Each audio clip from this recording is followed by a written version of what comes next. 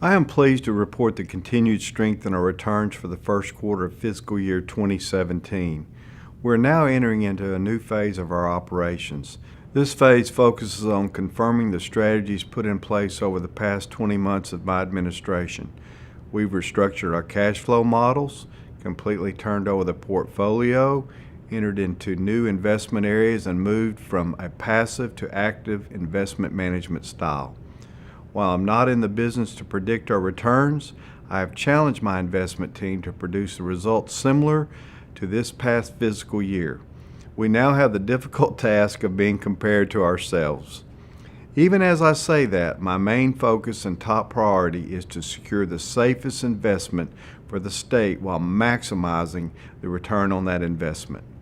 As we review this first quarter, I would like to highlight some events that have occurred, such as the volatility of the price of oil, the impact of Brexit, and even the uncertainty of the election. Also, we entered into this calendar year with the possibility of multiple interest rate hikes.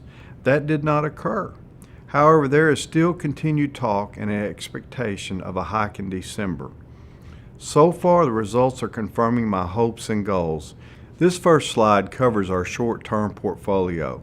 We received $4.6 million in the first quarter of this fiscal year. We experienced some near-record months in commercial paper and saw an increase of $2 million in our short-term portfolio compared to the first quarter of last fiscal year. This slide shows our long-term mortgage-backed securities results. In the first quarter, we received $7.2 million, which is a $2 million increase compared to last year. You may notice a stair-step decline in the returns. The quick answer is we have been very liquid while waiting on the Fed to move on interest rates.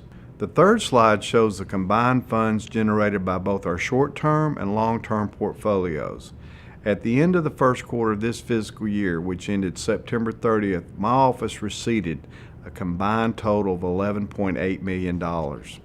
I quickly want to turn to the fourth slide because here you can see a month-by-month comparison of the combined totals. From this, you can evaluate how we're doing this year compared to last year.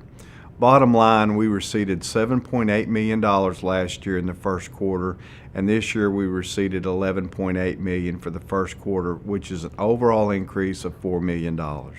This final slide gives us a historic view of where this office has been to where we are currently.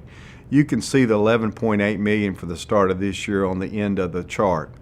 Of course, as we progress through this fiscal year, we'll update this chart so that you can monitor our growth. With the governor and the legislature now looking to my office to produce revenue for matching highway funds and to also fill a long-term reserve account, I fully understand the enormous responsibility we have to these important initiatives.